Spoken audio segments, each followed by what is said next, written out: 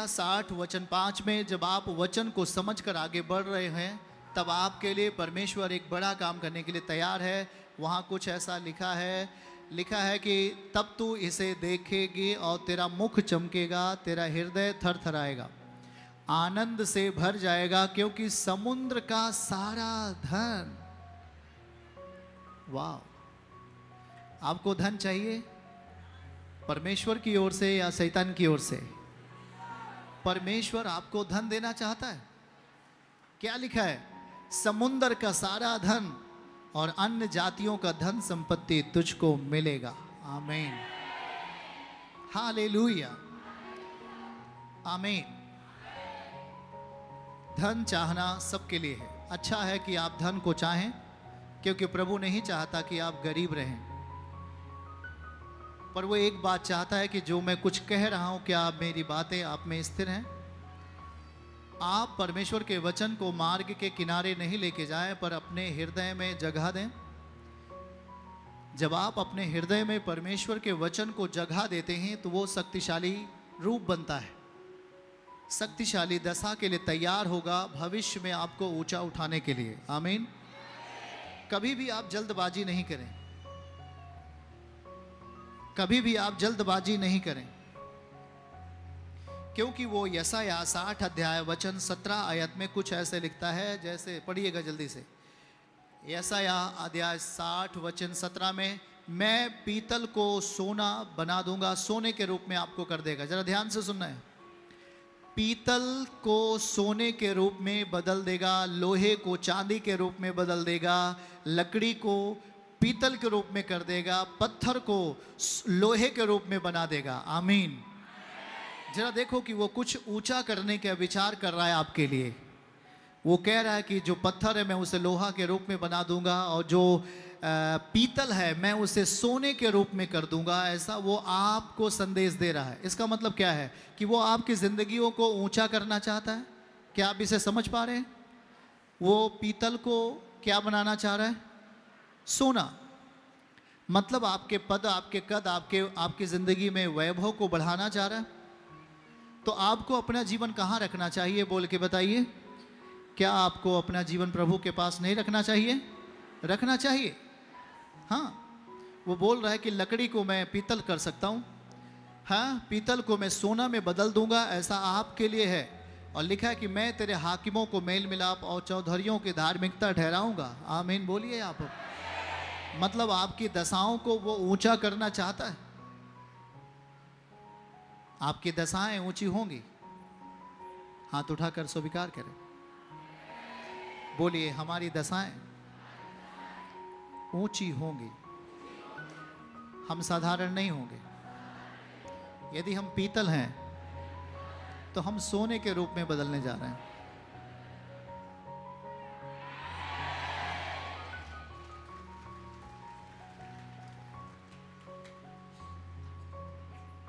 Hallelujah. तो क्या आप मौका देंगे कि शैतान आपके अंदर से वचन छीन ले जाए? हमें किसे अवसर देना चाहिए? किसे मौका देना चाहिए?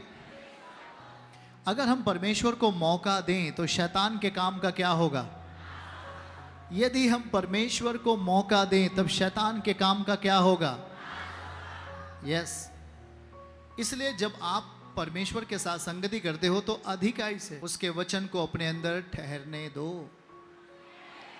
अपना ध्यान, अपना मन, जादू टोना तंत्र मंत्र, इन सब से हटाकर हमें प्रभु के पास आना होगा। यदि आप प्रभु से कुछ लेना चाहते हैं, शक्तिशाली दशा पाना चाहते हैं, तो संसार की तमाम बातों को अपने भीतर से छोड़ना पड़ेगा।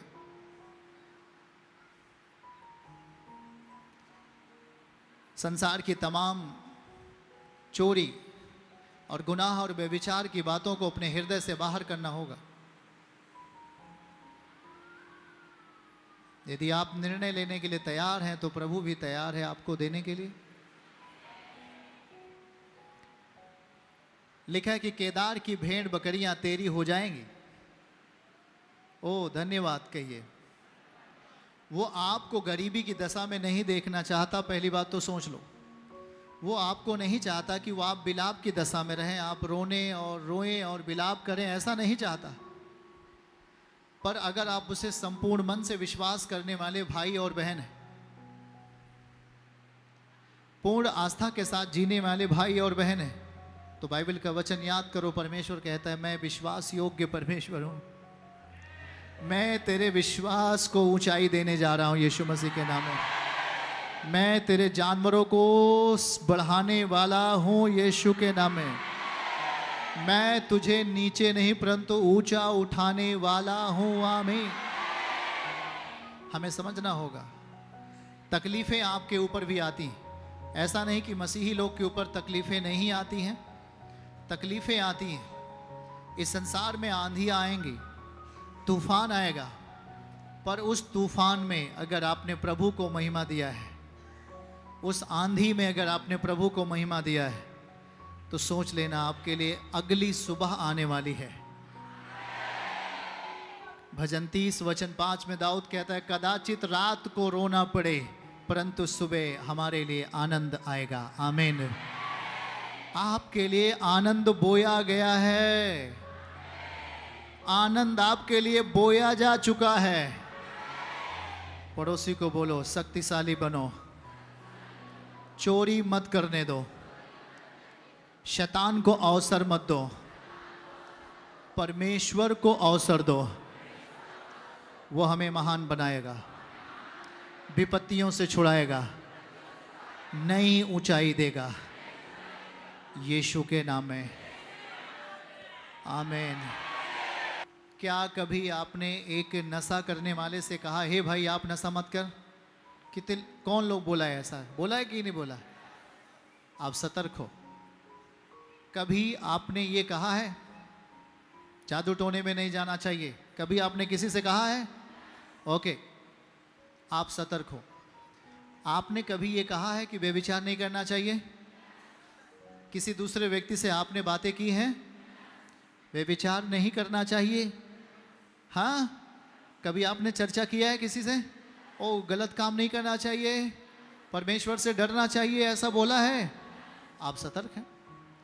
इसका मतलब यह है कि आप वचन के प्रति आप सतर्क हो, और जब आप ऐसा करने वाले भाई और बहन बनते हो, तो परमेश्वर अपनी प्रसन्नता 100% आपके ऊपर डालेगा।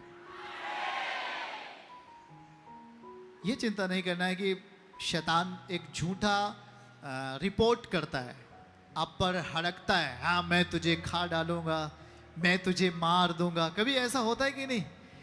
जब दुष्ट आत्माएं क्या करती हैं? डराती हैं, धमकाती हैं। क्यों? क्योंकि उसको लगता है कि एक बार ट्राई करके देख तो लेते हैं, ये बहन ये कैसे है, ये भाई कैसा है। अगर उसके डराने से आप डर गए, आप श्रापित हैं, आप श्रापित हैं। आपका स्थान ऊंचा नहीं होगा, नीचा होगा, क्योंकि आप एक घिनौनी चीज से डर रहे हैं। नहीं डरे तब क्या होगा? नीति वचन 29 अध्याय वचन 25 आयत को देखो, आप इसे स्वीकार कर लेना, आज से आप ऊंचा होने जा रहे हो यीशु के नाम में। और जब हम नीति वचन 29 अध्याय वचन 25 को देख रहे थे, वहां लिखा है, हमारे साथ पढ़िए, मनुष्य का भय खाना फंदा हो जाता है, परंतु जो परमेश्वर पर भरोसा रखता है उसका स्थान ऊंचा किया जाएगा। आमीन। अब आप परमेश्वर पर भरोसा रखो, आपका स्थान ऊंचा किया जाएगा करके ये बातें आपके लिए कब पूरी होती? आपको जो चीजें आपके सामने आती हैं उनका सामना कैसे करना है? परमेश्वर के वचन से। शैतान कभी नहीं चाहता कि आप में वचन जाकर फले फूले। सुन रहे हैं आप? शैतान कभी नहीं चाहता कि आप वचन को ग्रहण करके बुरे स्वप्न से निजात पाएं। शैतान कभी नहीं चाहता कि आप वचन को ग्रहण करके बीमारी से छुटकारा पा जाएं। वो आपको भरमाएगा, आपका ध्यान प्रार्थना से हटाएगा। वो नहीं चाहेगा कि आप शाम को अपने घर में प्रार्थना करें, वो चाहेगा कि आप अपना घर छोड़ दें। वो नहीं चाहेगा कि आप शाम को एक परिवार एक साथ बैठकर वचन को सीखें, वचन को पढ़ें और प्रार्थना करें और धन्यवाद दें। वो कभी नहीं चाहेगा। वो कभी नहीं चाहेगा कि आप नियमित चर्चा हो। वो कभी नहीं चाहेगा आप नियमित प्रार्थना में आओ, क्योंकि वो आपको गलत चीज़ें देना शुरू करता है। लेकिन जब आप इन गलत चीज़ों को ध्यान नहीं देते हो और अपने आप को प्रभु के लिए तैयार करते हो और उसकी महिमा के लिए अपने मन को तीव्र बनाते हो, नहीं प्रभु कितना भी शैतान मुझको कुछ कहे, लेकिन मैं प्रार्थना करना नहीं छोड़ने वाला। मैं तेरी संगति में तेरी संगति बंद करने वाला नहीं हूँ। मैं तेरे साथ एक आत्मा में बने रहने वाला व्यक्ति बनूंगा। आप जब एक अलग तीव्रता में निर्णय लेते हैं, याद रखो आप गवाही के साथ खड़े होने वाले हैं। यीशु के नाम में आप गवाही के साथ होते हैं।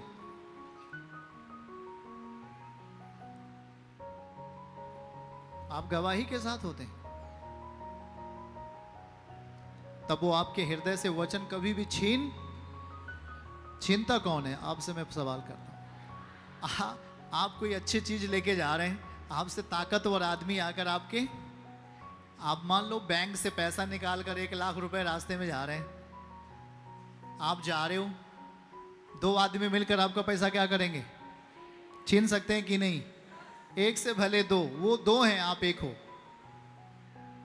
ये दशा कब होती है? जब आप कमजोर होते हो। आपसे कोई चीजें छीनता कब है? जब आप कमजोर होते हो। आप वचन में कमजोर हो, आप घर पे प्रेयर नहीं करते हो, इधर उधर घूमते हो, आपका प्रार्थना आपका भक्ति में दशा बेकार है।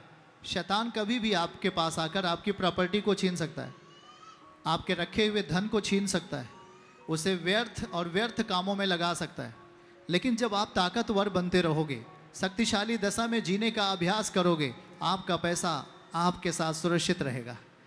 आप जहां चाहोगे वहां खर्च होगा, व्यर्थ नहीं जाएगा। आमीन के साथ। क्यों? क्योंकि अब आप कमजोर नहीं हो कि वो आपसे छीन ले। अब आप शक्तिशाली बन रहे हो।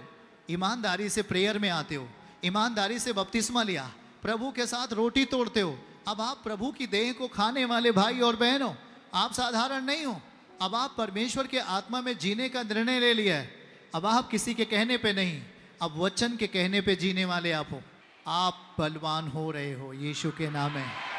चर्च की सभी प्रार्थनाओं को और परमेश्वर के दास के द्वारा टीचिंग सुनने के लिए और अपडेट्स को जानने के लिए हमारे इस चैनल को सब्सक्राइब करें और साथ में बेल आइकन को जरूर दबाएं, ताकि जब भी लाइव प्रार्थना हो तो सबसे पहले आप देख सकें।